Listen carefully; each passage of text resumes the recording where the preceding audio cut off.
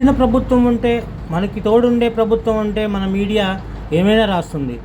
ఆ రోజుల్లో గత ప్రభుత్వ హయాంలో ప్రభుత్వమే షాపులు నడిపి ఆ వచ్చిన ఆదాయాన్ని ప్రభుత్వానికి కడుతుంటే అక్కడ అన్యాయం జరిగింది, అవకతవకలు జరిగినాయి, స్కానర్లు పెట్టలేదు, అన్నీ జగన్ యొక్క ఖజానాకి వెళ్ళిపోతున్నాయి, ప్యాలెస్కి వెళ్తున్నాయి అన్నటువంటి పేపర్లు నేడు మద్యం మీద వచ్చిన ఆదాయాన్ని కూడా సిగ్గు లేకుండా రాబట్టారు, ఎక్కువ వస్తుందంటూ చెప్తున్నారు. నాడు పోగొడితే నేడు రాబట్టారంటూ ఆంధ్రజ్యోతిలో కథనం వస్తుంది. మద్యం ఆదాయంలో మన రాష్ట్రం టాప్ అంట. వైసీపీ హయాంలో పొరుగుకు మేలు, పాపులర్ బ్రాండ్ లేకపోవడంతో ఇతర ప్రాంతాల వైపు చూపు, ఇప్పుడు పాపులర్ బ్రాండ్ తెప్పించారంట, బ్రహ్మాండంగా అమ్ముతున్నారు.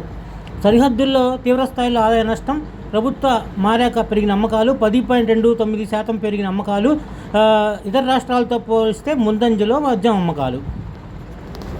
రాసుకోవటం, ఆంధ్రప్రదేశ్లో ఈ సంవత్సరం పెరిగిన శాతం 10.29, తెలంగాణ 3.45, తమిళనాడులో 5.3, కర్ణాటక 4.2, కేరళలో 6.74. ఇది చాలా గొప్పది. ఇది మనం గొప్పగా సాధించిన విజయం. మరి ఇంత ఆదాయాలు వస్తుంటే మరి గవర్నమెంట్ చేయాల్సినటువంటి మెడికల్ కాలేజీలని ఎందుకు మరి ప్రైవేట్ పరం చేస్తున్నారో మరి చెప్పాలి. మరి వాటిని కూడా నిర్వహించవచ్చు కదా. అయితే ఇంత ఆదాయం వస్తుంటే ప్రజల ఆరోగ్యంతో ఆడుకునే ప్రభుత్వాలు